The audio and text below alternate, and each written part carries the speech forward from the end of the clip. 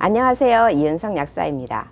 잠잠한가 싶었던 코로나가 재유행을 하고 있습니다. 그런데 여러분, 똑같이 바이러스에 노출이 되어도 누구는 걸리고 누구는 안 걸리는 걸까요? 흔히 사람마다 면역력의 차이라고 하죠. 하지만 같은 사람이라도 어떤 상황인가에 따라 하필 그 타이밍이면 더 잘 감염이 될 수 있다는 걸 생각해 보신 적 있으신가요? 오늘 영상에서는 바이러스 등 감염에 취약해지는 조건을 알아보고 코비드19 바이러스에 노출되었을 때 신속히 조치해야 될 것이 뭐가 있는지 영상 뒷부분에 알려드리니까 끝까지 보시고 여러분들의 건강을 잘 지키시기 바랍니다.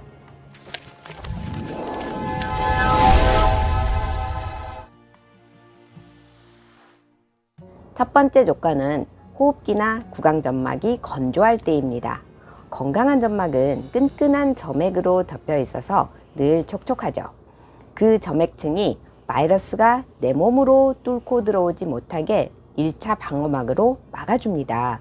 건조하면 코안이 따갑기도 하고 심할 때는 피가 묻어나는 경우도 있습니다. 이뿐 아니라 구강점막, 인후, 후두, 기관지, 폐 모두 건조하면 바이러스 침투가 쉬워집니다. 냉난방을 너무 오래 세게 튼다든지 선풍기를 틀어놓고 깜빡 잠든다든지 5잔 이상의 카페인 음료를 섭취한다든지 이뇨제 등을 복용한다든지 하는 것들이 안구와 호흡기의 수분을 말릴 수 있습니다.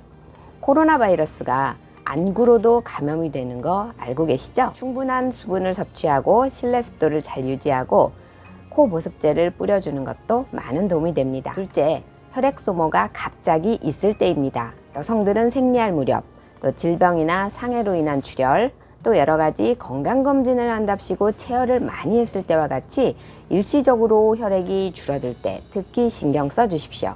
이럴 때는 특히나 마스크 착용, 손 소독 등 개인 위생을 철저히 해주셔야 합니다. 또 이런 때에는 일시적으로라도 철분 보충제를 드시는 것도 좋습니다. 점막에 혈액이 원활히 공급이 돼야 점액 생성도 잘 돼서 점막이 촉촉해질 수 있어요. 바이러스가 침투하면 혈액이 몰려가서 바이러스와 싸워줍니다. 아군이 많아야 적군과 싸워 이길 승산이 높아지겠죠. 어떤 분은 철이 산화를 일으키는 주범이고 면역력을 떨어뜨린다고 얘기하십니다.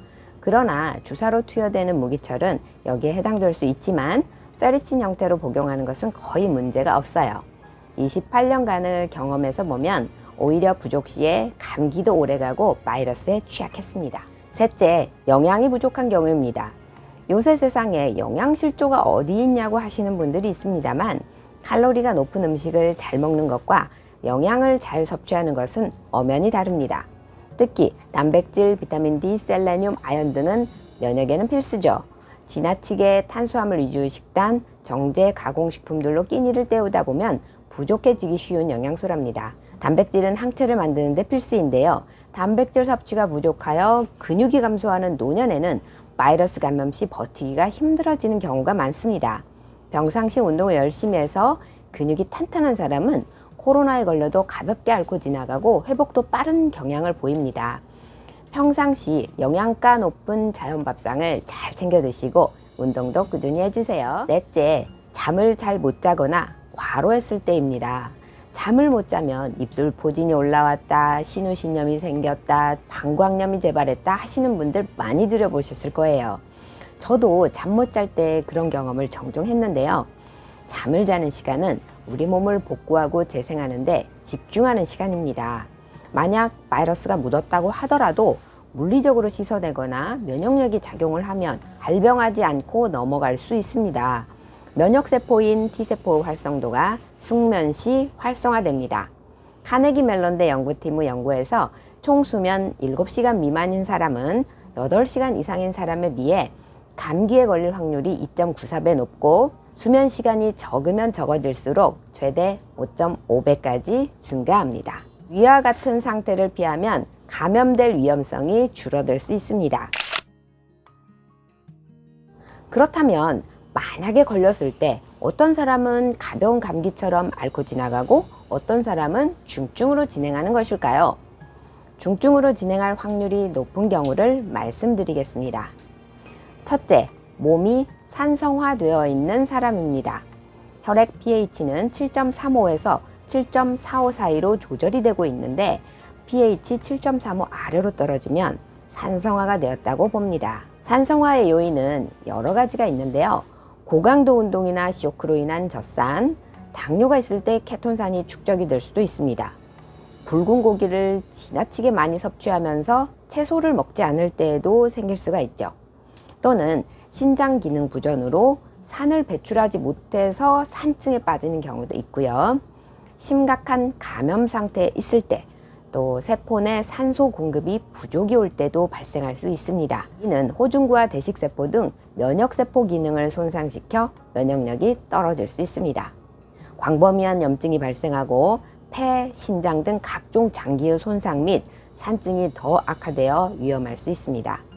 감염뿐 아니라 암세포를 감지하고 파괴하는 능력이 떨어져서 암의 발병을 촉진할 수 있기에 체액의 산성화는 반드시 바로잡아야 합니다. 둘째, 심혈관 질환, 당뇨병, 만성공파병, 만성폐쇄성 폐질환 등의 기저질환을 가지고 있는 경우입니다. 65세 이상, 특히 85세 이상의 경우는 매우 위험할 수 있습니다. 많은 기저질환 중에 심혈관 질환은 특히 위중한 상태로 몰고 가기 쉽습니다. 그 이유를 설명드릴게요. 코비드19 바이러스는 바이러스 중 가장 염증을 심하게 일으키는 바이러스로 알려져 있습니다. 기존 심혈관 질환으로 인해서 이미 손상되고 염증이 있을 텐데 코비드19로 인한 추가적인 염증과 스트레스는 심근염, 심부전, 심근경색을 초래할 수 있습니다. 산소 전달 장애의 측면에서도 볼 수 있는데요. 폐에 바이러스가 침투하여 폐가 섬유화되거나 혈액 내 산소 저하 상태가 됩니다. 그런데 심장병이 있는 환자의 심장은 산소가 고갈된 혈액을 펌핑하기 위해 더 열심히 일해야 되고 이미 손상된 시스템에 큰 부담을 주게 되겠죠. 뒤에서 자세히 설명드리겠지만 심혈관 질환이 있는 사람들이 체내 ACE2 발현이 높아 바이러스 장기 조직으로의 침투가 용이해집니다. 게다가 무증상 코로나 환자라도 이 바이러스를 무시하면 안 되는 것이 혈관 내에서 그렇게 많은 혈전을 만듭니다. 심혈관 질환자에게 혈전이 생긴다는 건 어떤 결과를 초래할지 말씀 안 드려도 짐작하실 겁니다. 염증, 혈전, 산소 부족, 삼박자가 맞아떨어지게 됩니다. 첫째도, 둘째도, 셋째도 개인 방역을 철저히 하시기 바랍니다. 당뇨 환자는 또 혈액이 끈끈해서 면역세포가 빨리 도달하지 못하여 중증으로 넘어가기 쉽습니다. 코비드19를 감기와 같이 가볍게 생각하면 안 되는 이유 이제 아시겠죠? 걱정이 땅이 꺼져라 하시는 분들도 있을 텐데요. 그런 여러분들의 걱정을 덜어드리고자 바이러스 접촉 초기에 어떻게 대처하면 좋은지 알려드리겠습니다. 손을 깨끗이 씻고 소금물로 가글하고 코 내부를 씻어줍니다. 이때 처음 몇 번은 뒤로 넘기지 말고 입구 쪽만 씻어서 코를 계속 풀어서 바이러스가 속으로 넘어가지 않게 합니다. 바이러스에 대항하는 작용이 있는 원료가 포함된 코 스프레이를 써주면 더욱 좋아요. 저는 안티코아리 나살 스프레이를 자주 애용하는데요. 코가 매워도 금방 괜찮아져요. 이렇게 몇 번 풀어냈으면 비강 안쪽도 적셔지게 해서 입으로 뱉어냅니다. 그리고 목 편도 쪽에는 베타딘 이누 스프레이나 모겐 스프레이 같이 바이러스를 없앨 수 있는 이누 스프레이를 바로 뿌려줍니다. 이 방법은 바이러스가 표면에 막 앉아서 아직 체내에 침투하지 않았을 때 하면 아주 효과적입니다. 그 다음에는 우르사를 드시는데요. 100mg씩 1일 3회 드시면 됩니다. 코로나에 웬 우르사야 하시는데 실제로 네이처지의 연구 논문으로 실린 내용을 참고해서 설명드리겠습니다. 조금 어려울 수도 있는데 그냥 흘려드세요.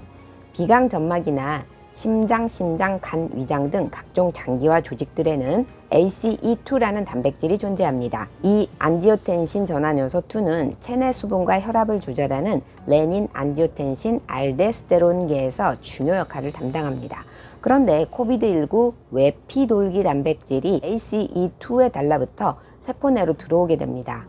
폐가 가장 영향을 많이 받는 것은 수많은 허파과리로 이루어져서 ACE2 분포가 많기 때문입니다. 바이러스 침투 경로가 많아지는 거죠. 네이처지에 실린 논문을 볼까요? 담즙산 수용체인 FXR이 ACE2 전사를 직접 조절하는데 UDCA 및 ZGG가 FXR 신호를 효과적으로 감소시켜 폐, 간, 장 조직에서 ACE2 발현을 감소시킨다. 그리하여 코비드19 바이러스에 노출되었을 때 이들 조직의 바이러스 유입이 감소하였다는 게 골자입니다. 인간 대상 소규모 연구에서는 인간의 비강에서 발현도 감소시켰다라는 겁니다. 이는 인간에도 예방제로서의 잠재력을 암시하고 후양적 임상 데이터 분석에 따르면 UDCA를 복용한 환자는 코로나 감염 후에도 예후가 좋았다라는 내용입니다. 이외에도 바이러스의 효과를 보이는 원료를 함유한 건강기능식품도 있습니다. 안티 땡땡 플러스인데요. 이것은 약국에서 판매하는 것이니 약국으로 문의해 보세요. 날씨가 덥다 보니 마스크 쓰기 힘드실 겁니다. 하지만 저도 외출할 때, 사람 많은 실내에 들어갈 때, 지하철 탈 때 반드시 착용하고 있답니다. 여러분들도 꼭 자신을 잘 보호하셨으면 좋겠습니다. 오늘 영상 도움이 되셨다면 좋아요 눌러주시고요. 건강에 좋은 정보를 많은 사람들이 보실 수 있도록 구독과 알림 설정도 부탁드립니다. 다음에도 좋은 정보로 찾아뵐게요. 다음에 만나요. 행복하세요.